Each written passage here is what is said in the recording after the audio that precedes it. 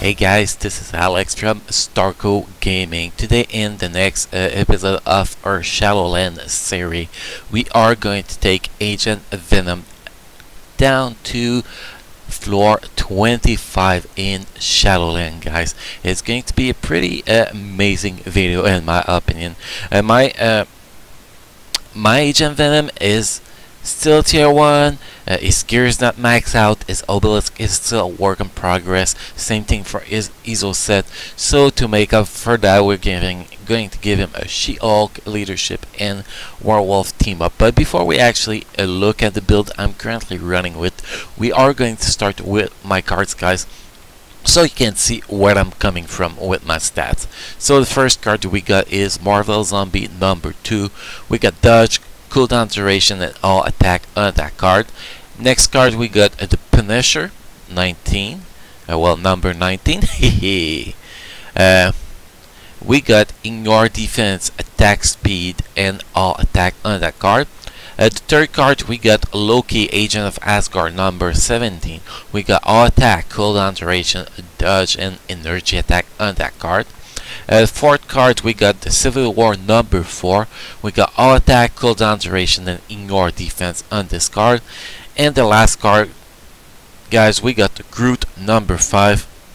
We got critical damage, ignore defense, energy attack, cooldown duration, and physical attack. Basically, this is a really amazing card, guys. If you look at the total effect of my cards, guys, we got attack speed 10%, all attack 30.5%, ignore defense 25%, and skill cooldown reduction 29.8%. Guys, when you actually build your card set, just a little tip here, guys, you have 4 baseline you want to reach. You want to get 28% cooldown duration, 20% ignore defense, 30% all attack, then 10% attack speed. After that, you never want to go below those stats, and you want to work on your attack bonus and ignore defense bonus as much as you can past that without, going down with the other stat. Also, a little tip here, guys, when you're actually working on a new card to actually changing option on the cards, what you want to do is you want to build the card in your inventory before putting it in your equip card, so you don't lose important stat on your card. So next, guys, we're going to go look at my Agent Venom build really quick here, guys. Just let me put the team I was using it. I'm going to use him in the video, the gameplay, guys, so we have the proper stats for him. Give me a sec. We got She-Hulk leadership, we got Agent Venom, and we got tier 2 werewolf here down the way right here. So let's take a quick look at Agent Venom.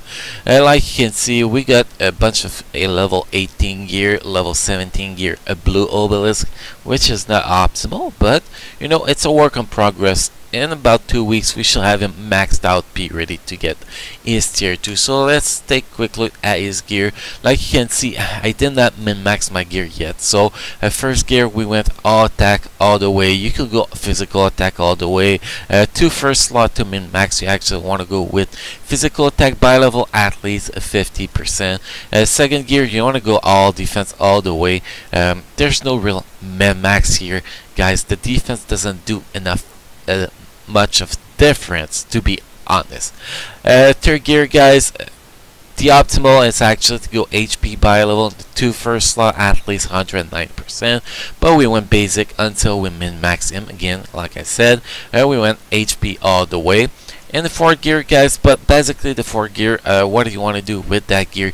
You want to max your skill cooldown, max your ignore defense, then max your attack speed, then work on critical rate or critical damage depending on obelisk, card, hero setting, all that. So that's what is really it's really important how to work with your 4th gear, guys. Next, take a quick look at the obelisk. I actually put this obelisk onto Triumph at tier 1 on Alliance Palo Extreme Combat Hero, so this obelisk is not optimal, but eventually we are going to have a much better obelisk for him until he reaches tier 2. So right now we got snare resist with increased damage plus hunt with 20%, and actually since he's going to be the new meta for combat hero in Alliance Battle Extreme, the recommendation for this character is actually having snare resist with a good increased damage plus, not the 5% chance 120% that I currently have. That doesn't do much of a difference. Next guys, we got the ESO set. Like you can see, my ESO set is also a work in progress.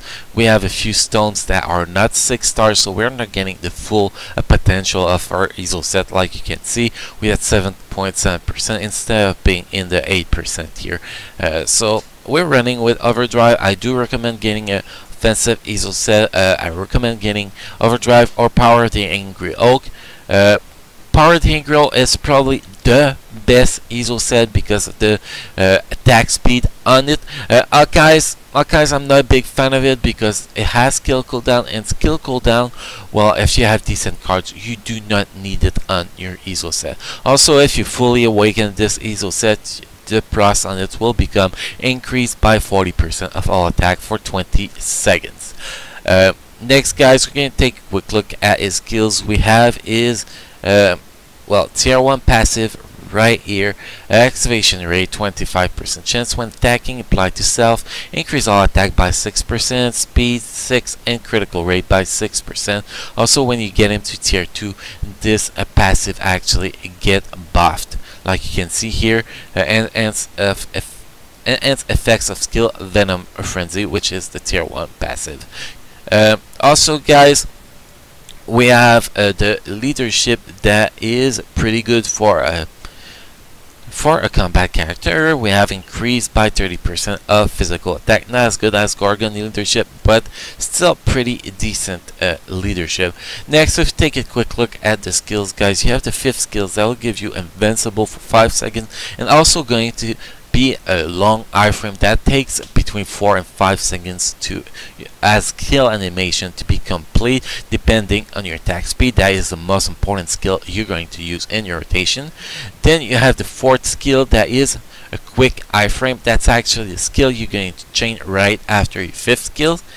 Then you got the 3rd skill. 3rd skill is give you guard is for 8 seconds.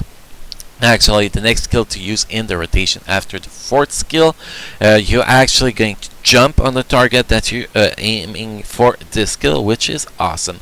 Also in Shadowland, the 1st skill is amazing as the 4th skill in the rotation, because it will actually guard break the target, so that will give you a chance to not get attack. Like you can see, you're going to see in the video, at the start of the video, I wasn't using the 1st skill, and I was having a bit of trouble with getting stunned and stuff, and by the end of the video I was using the 1st skill, and it was face roll literally. So amazing skill here too. For a 1st skill, it's a pretty good one.